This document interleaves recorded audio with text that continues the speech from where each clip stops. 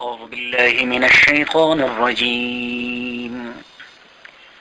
بسم الله الرحمن الرحيم. يا أيها الذين آمنوا اتقوا الله ولتنظر نفس ما قدمت لغد واتقوا الله إن الله خبير بما تعملون. 28 پارے سورہ حشر کے یہ تیسری اور آخری رکوع ہے. یہ رکوع آیت نمبر 18 سے لے کر تا اختتام سورت آیت نمبر 24 تک کے آیاتوں پر مشتمل ہے.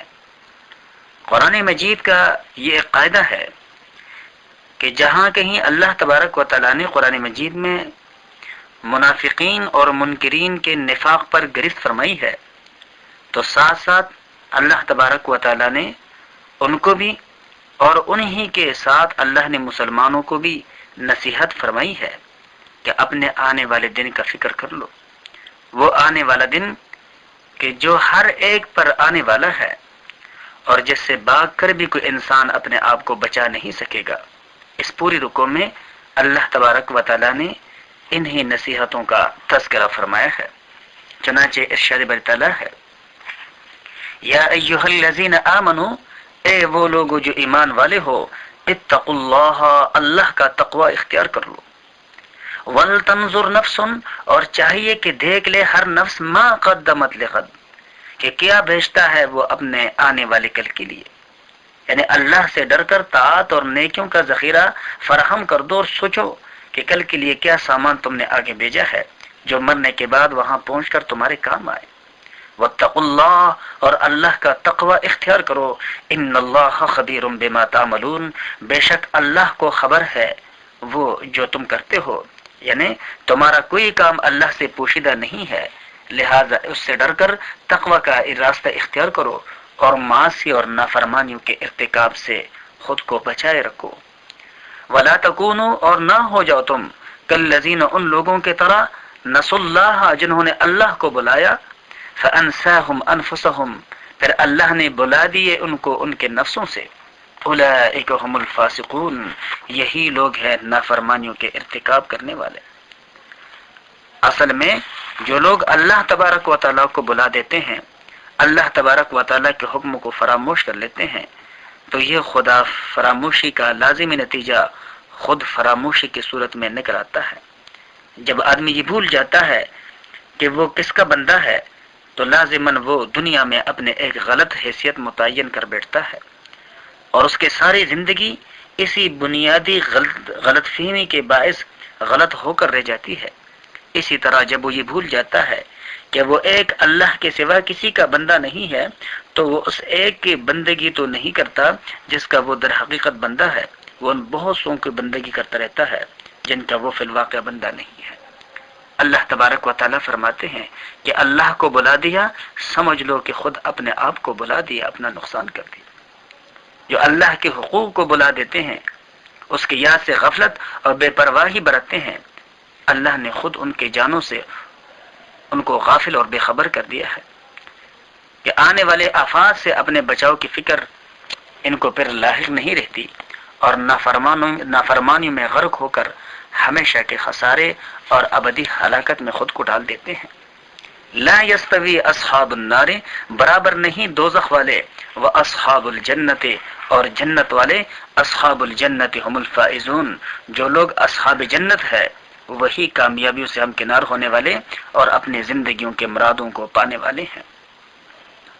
اللہ تبارک و تعالیٰ کا ارشاد ہے کہ لو انزلنا هذا القرآن على جبل، اگر ہم نازل کر دیتے اس قرآن کو پہاڑ کے اوپر، لرأیتہ، البتہ تو دیکھتا اس کو، خاشعۃ، دبتا ہوا، متصدعا، پٹتا ہوا، من خشیت اللہ، اللہ تبارک و تعالیٰ کی خشیت اور اللہ تبارک و تعالیٰ کے خوف کی وجہ سے.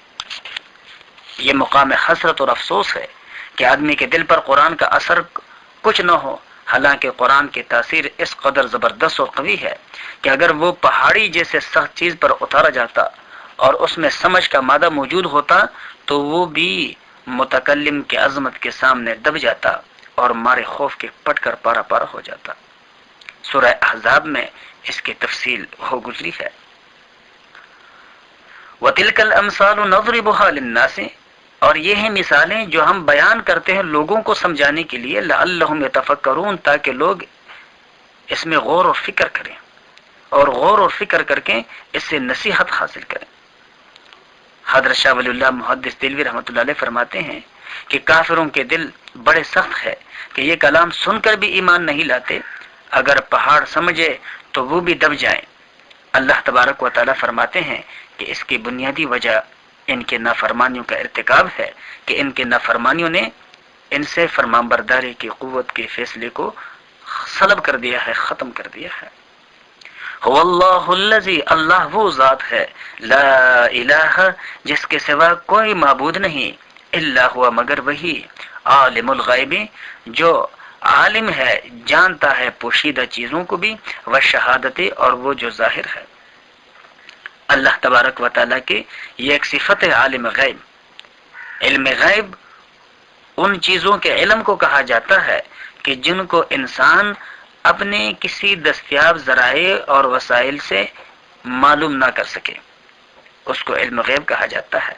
اور جن چیزوں کے بارے میں معلومات وسائل کے ذریعے سے ممکن بنائے جاتے ہیں، اس کو علم غیب نہیں کہا جاتا، جیسے کہ ماں کے پیٹ میں بچے کی پوزیشن اور بچے کی جنس، یا بارش کا برسنا اور ہواؤں کا آنا، سورج کے نکلنے کے وقت کا تعین۔ یہ وہ چیزیں ہیں کہ جو لوگ معلوم کرتے ہیں آلات کے ذریعے سے، اور آلات اسباب ہے، لہذا جو چیز اسباب کے ذریعے معلوم ہو اس کو علم غیب نہیں کہا جا سکتا اور نہیں کہا جاتا، جیسے کہ تفسیر مظہری میں قاضی ثناء اللہ پانی پتی رحمۃ اللہ علیہ نے وضاحت فرمائی۔ هو الرحمن الرحیم، وہ بڑا مہربان رحم فرمانے والا ہے، اسی لیے وہ پوشیدہ چیزوں کا علم رکھنے والا اللہ تمہارے بے شمار انفرادی اور اجتماعی پوشیدہ گناہوں کو جان کر بھی فوری مواخذہ نہیں کرتا۔ هو اللہ الذی، اللہ وہ ذات ہے، لا الہ، جس کے سوا کسی کی بندگی نہیں، الا ہوا، مگر وہی، الملک، وہ بادشاہ ہے۔ ملک یہ لفظ استعمال ہوا ہے جس کا مطلب یہ ہے کہ اصل بادشاہ وہی ہے، اور مطلقاً الملک کا لفظ استعمال کرنے سے یہ مفہوم بھی نکلتا ہے کہ وہ کسی خاص علاقے یا مخصوص مملکت کا نہیں بلکہ سارے جہان کا بادشاہ ہے، پوری کائنات پر اس کے سلطانی اور فرمان روائی محیط ہے، ہر چیز کا وہ مالک ہے، ہر شے اس کے تصرف اور اقتدار اور حکم کے تابع ہے، جیسے کہ سورہ روم کے آیت نمبر 26 میں اللہ کا ارشاد ہے کہ وَلَهُ مَا فِي السَّمَاوَاتِ وَالْأَرْضِ كُلٌّ لَهُ قَانِتُونَ، زمین اور آسمانوں میں جو بھی ہے اسی کے مملوک ہے، سب اسی کے تابع فرمان ہے۔ اور سورہ سجدہ کے آیت نمبر 5 میں اللہ تبارک و تعالیٰ کا ارشاد ہے کہ يُدَبِّرُ الْأَمْرَ مِنَ السَّمَاءِ إِلَى الْأَرْضِ، آسمان سے زمین تک وہی ہر کام کی تدبیر کرتا ہے۔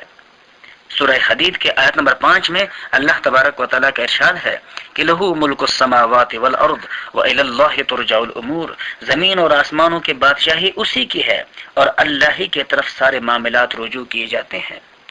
اسی طرح سے سورہ فرقان کی دوسری آیت میں وَلَمْ يَكُنْ لَهُ شَرِيكٌ فِي الْمُلْكِ، کہ وہ ایسا بادشاہ ہے کہ اس کے بادشاہی میں کوئی اس کا شریک نہیں۔ سورہ یاسین کے 83 آیات میں ہے بیدہ ملکوت کل شیء، کہ ہر چیز کے سلطانی اور فرمان روائی اسی اللہ کے ہاتھ میں ہے، اور وہ ایسا ذات ہے۔ سورہ انبیاء کے آیت نمبر 23 میں ارشاد ہے کہ لا يسأل عما يفعل وهم يسألون، جو کچھ وہ کرے اس پر وہ کسی کے سامنے جواب دہ نہیں، اور جتنی بھی اللہ کی مخلوق ہے وہ سارے کے سارے اللہ کے سامنے جواب دہ ہے۔ اور سورہ رعد کے آیت نمبر 41 میں اللہ کا ارشاد ہے کہ واللہ یحکم لا معقب لحکمہ، اور اللہ فیصلہ کرتا ہے، کوئی اس کے فیصلے پر نظر ثانی کرنے والا نہیں ہے۔ اسی طرح سورہ مومن کے آیت نمبر 88 میں ارشاد ہے کہ وَهُوَ يُجِيرُ وَلَا يُجَارُ عَلَيْهِ، کہ وہ پناہ دیتا ہے اور کوئی اس کے مقابلے میں پناہ نہیں دے سکتا۔ سورہ آل عمران کے آیت نمبر 26 میں ارشاد باری تعالیٰ ہے قُلِ اللَّهُمَّ مَالِكَ الْمُلْكِ تُؤْتِي الْمُلْكَ مَن تَشَاءُ وَتَنزِعُ الْمُلْكَ مِمَّن تَشَاءُ وَتُعِزُّ مَن تَشَاءُ وَتُذِلُّ مَن تَشَاءُ بِيَدِكَ الْخَيْرُ إِنَّكَ عَلَى كُلِّ شَيْءٍ قَدِيرٌ۔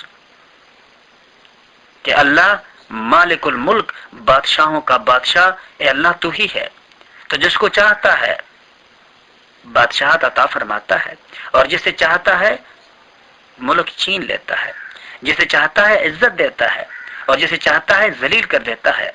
تمام تر بھلائی تیری دست قدرت میں ہے، یقیناً تو ہر چیز پر قدرت رکھنے والا ہے۔